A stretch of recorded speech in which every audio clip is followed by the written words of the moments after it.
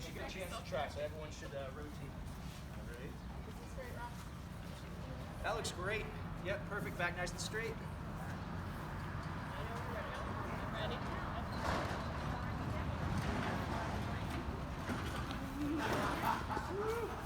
Nice.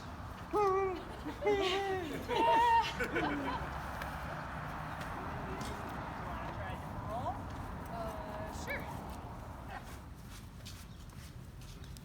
For touch. Yes.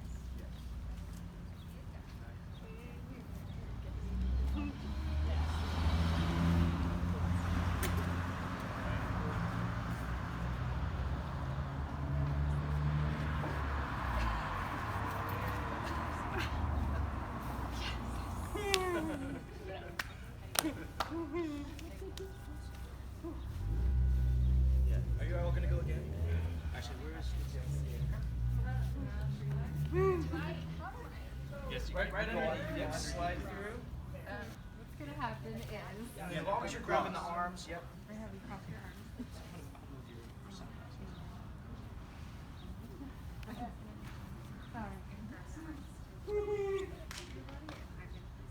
Nice, perfect. Back Call nice the and count, straight. Betsy. Okay, on the count of 3. 1, 2, 3. Beautiful.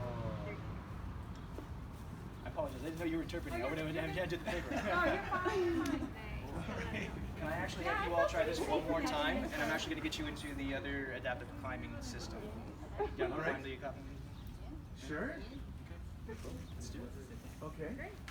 So, Tracy, you can grab that chair for me. We'll move right over here.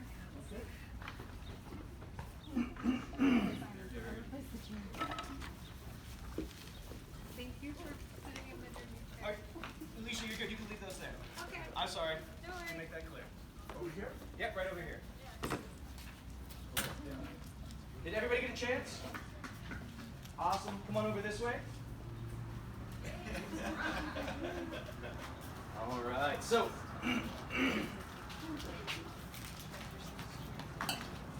this next piece, what we're going to do is we're actually going to get Betsy kind of up in the air just a little bit. All right, and we're actually going to we're going to pretend this is a totally real situation. We're going to get her sitting in this chair here. We're going to transfer her over here, hook her into the system, and she's actually going to go up and off the ground. Sound good? All right, awesome. Go ahead. Actually, yeah, take a seat. I'll get this ready over here. If I get 2 people, we need to transfer her into this chair. I'm going to get this ready to go for her. Awesome. So I need 2 folks to come on over, and we need to move Betsy into this chair here. She did the same for me. Yeah. You're a bit taller. Perfect. All right, so you're going to go right on top of this harness, and we're going to adjust it. Okay? Whenever you're ready, let's get her moved. Betsy, is it all right if I grab your forearms? Yes. Not with your arms up just a little. Ready? Hold the count. 1, 2, 3. Look at that. Woo! Nice work. Okay. What's going to happen next? We got to get her actually into the harnesses here. So Betsy, I'm going to have you go 1 arm through there. Perfect. 1 arm through there. Now with this adaptive climbing system, we would typically use a really nice chair, right? We have that really nice system that we have, but I was not allowed to bring that. I wasn't allowed to bring a lot of things.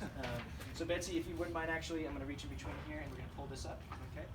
So up to the legs. Perfect. Just like that, get you in the here. Now, as you can imagine, this takes a lot of people to do. And, oops, sorry, Betsy, I got the wrong strap in the wrong area. And things like this happen.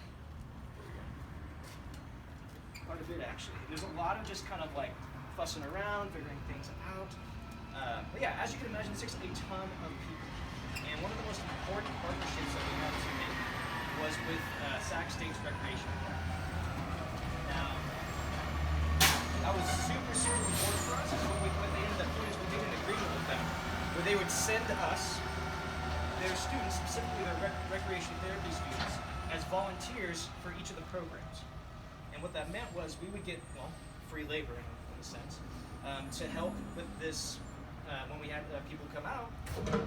And the big part of that, for the students themselves, they actually got credit for helping on these programs. They have a certain amount of volunteer hours that is required for the program itself.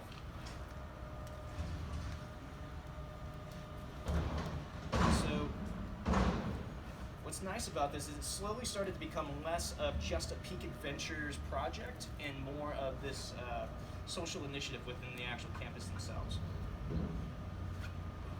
Awesome. Okay. Let's get you into this. I reach in front of you here.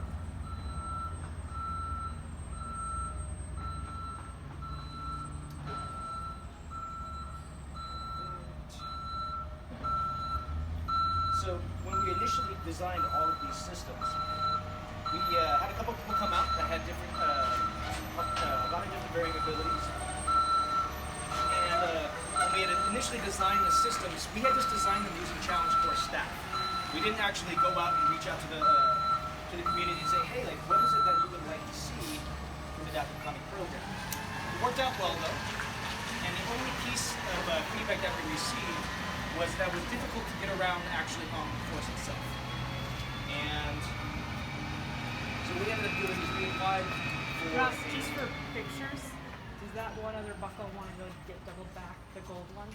This is double back. That is double back. Okay, great. I just wanted to double check in case they were using it for Do you feel something. confident? It's 93. Don't worry, you're not going very far. Okay? So, in order for folks to actually get around the course, what we did is we applied for a grant. We got $5,000 worth of these adaptive climbing rollout mats that spanned the majority of the course in order to make sure that people that use a wheelchair can actually get around and go from place to place, to actually get to the climbing elements in the first place. All right, so Betsy here is ready to go. Okay, we're gonna need some oohs and ahs here in just a moment. Betsy, you're gonna go straight up, straight down. Okay, some of this stuff is kind of gonna be in your face for a little bit, which is actually one of the reasons why we have that really nice chair. All of the hardware is actually suspended up in the air. The only thing that's in front of you is this. Okay, so just keep that in mind as you go up. Okay, so it's a 4-to-1 pulley. So what's going to happen is you're going to push up, you're going to pull down. For every foot you pull, you only go about a quarter of that. Okay, so you have quite a bit to do. The other person on the end here is going to be me, and I'm just going to pull straight down to make sure that the tension stays there. Okay, so go ahead, start pull. Oh, Betsy. Come on, Betsy, come on. Yeah!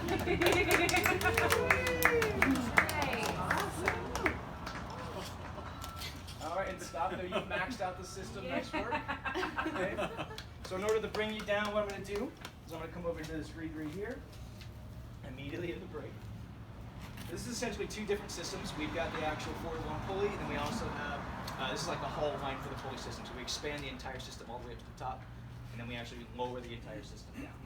Go like this. Undo here.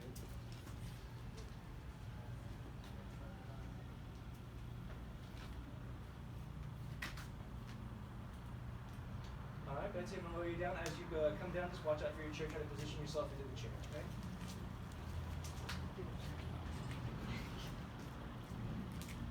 Perfect, perfect. Down to the ground. Nice work. So I'm going to get Betsy out of the system here. And I'm going to just leave you in there. So, Peak Adventures Adaptive Climbing Program, I'm super proud to say it's completely finished. Like, it has everything that it needs to operate at max capacity. I can have people come out tomorrow and utilize the course. Unfortunately, Peak Adventures, the organization itself, has undergone just a ton of changes that have not been managed well. There's actually been a huge amount of HR policies that have been put in place that, well, to say the least, about half the managerial staff at Peak Adventures have left because of the HR policies. And so unfortunately, the adaptive climbing program is just kind of in the wind until somebody can come and actually fill my role. Go ahead, Betsy, you can step out of that. And and carry it forward. Because right now they're just so focused on making sure that the business itself actually survives. And so my next step for this, in order to really change this into just this, rather than this isolated impact, is one thing that happens. My intention is I'll actually be making a ton of training videos on how to use these systems, even though they're just 4-to-1 systems, but they'll be sent to all of the challenge courses in California through ACCT, and also will actually be nationwide as well if I'm able to get it through ACCT and say, hey, would you please go ahead and distribute these for me?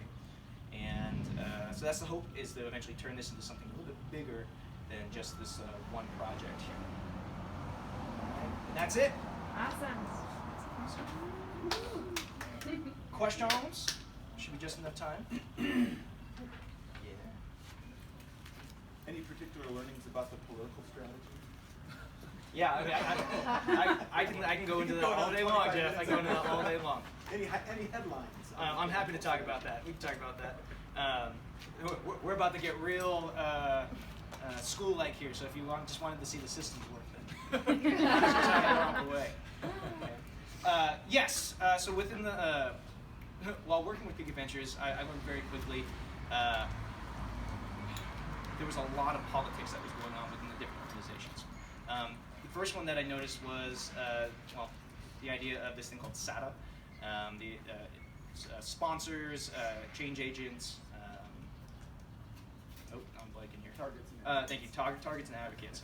And so my initiating sponsor originally was my director. Her name is Jill Young. She's one of my favorite people in the entire world. I went to her with this adaptive climbing program and I said, hey, I want to do this. She said, yes, go. And I said, I don't know how much it's going to be. I don't care. Go. And I was like, cool, awesome, I'm going to go do this. And then my direct manager was like, okay, whatever, that's cool. Like, if Jill said you could do it, might as well go ahead and do it. And well, Jill was one of the first people to go, unfortunately, due to the HR policies. She had to retire. And it was really sad to see that happen. And once that happened, I realized like I didn't have as much support in the background that I needed in order to make some things happen. So what I did is I was a lot of authentic leadership going on. It was me driving this situation. I was like, I'm going to make this happen. But as a change agent, you need somebody to support you up above in order to really continue and make things work, which is why the project right now is in this state of hibernation. So one of the strategies for that was I was actually hoping to transfer a lot of the responsibility over to the recreation department and have them be the sustaining sponsor for the rest of the time that the project is there. And one of the ways that we were going to do that is I actually created RPTA 147, which is the college course for challenge course facilitation. And we wanted to integrate that into that program so that way it was almost kind of like a force like, hey, we need this adaptive climbing program for this class to make this happen.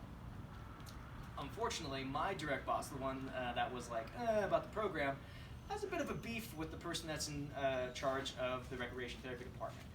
And once I learned that, it was like, oh, so, and actually the specific words that were used were, I will never let that person on my challenge course. And I was like, oh, fun, that's interesting. So yeah, I had to do a lot of political, just go around and talk to people and just not work around things necessarily, but make things work so that way everybody was happy in some way, some form. Yeah. Thank you. Yeah, absolutely. I'm curious what you learned about training your staff to, who I presume are primarily able-bodied folks, just in terms of how they are working with folks that they might need to be learning from. And like you talked about the person first, but I think there's also often things that we learn along the way. So I'll just be curious. Absolutely. So we had originally received training from the AIR program. So it's an all-inclusive recreation program at the Well at Sac State. And the individual there, her name is Olivia Gok. She's an amazing person. She actually gave all of our trainings for free. So she did the person first language training, she did the chair transfer training, and she also talked a lot about the culture of those with different disabilities. And that was really interesting to see. And one of the main things that she said that was very eye-opening is it's the one demographic that anyone can be a part of at any time, that you can just find yourself into very quickly. And so having something that kind of like this out there, like you could be in this demographic at any point in time. It doesn't have to be your entire life, but some people, that's, they're born with a different ability that they have to work around with others all the time. And just learning the culture piece of it was big for my staff. Just having Olivia come and just say like, hey, like this is how you should be talking, and not being identified by your by whatever ability you have, but be identified first as that person. Like that's huge. When I say person first language, it's not just the language itself, but it was talking about like how do you interact in a way that is respectful to everybody and all abilities.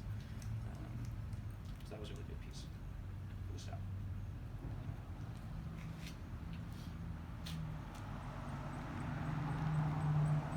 I have a question. So, I know there's a variety of disabilities. You know, maybe someone has a speech or a hearing disability. How would you, are you planning on including sign, like using those sign statements, can I touch you? Or knowing yes and no, are you going to rely on body language? Because that's an important and essential part. I just recommend that you add that part in going forward. That is actually one of the next steps, for sure. So right now we started, primarily we were specifically going for, so IDD, developmental disabilities is really what we were aiming for in this case, yeah. And I see. when we started doing this program, we started to realize how not inclusive we thought we were with all the disability trainings and everything else. One of them was specifically for those who are deaf. And right now, like, so to be clear, like, we've actually never had somebody come up to the course that was deaf. And so if that were to happen right now, my staff would be like, we don't know necessarily what to do. They might use a whiteboard, they could use different things, but on the spot they'd be like, oh, how do we handle the situation? How do we tell them how do we give them instructions when they're up in the air? They just wouldn't quite be able to figure that out yet. So it is one of the next steps that we're going. Another big step that we're trying to do actually is intellectual disabilities. How do we manage that out on the course? And one of the ways that we've been thinking about that is working with, typically there's an aide with developmental disabilities, and how do we talk to that aide in order to ensure that the person up in the air is having a good time? We're not just pulling them up into the air, and they're like, I want to come down. So.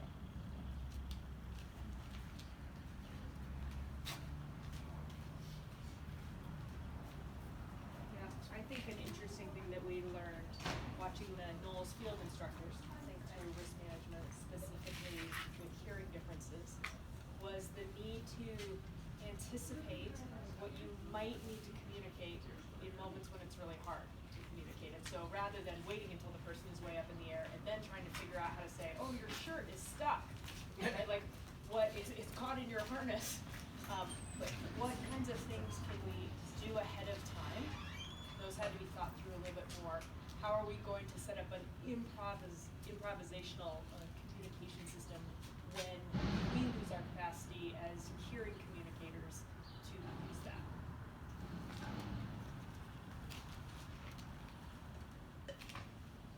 Any last questions? Window of opportunity? No. Awesome. That's okay. It's the first presentation, so it's a little off. We'll get there. Awesome. Thank you, everybody. Thank you so much, Rob. Really appreciate it. Thank you, Rob. Okay, team, we have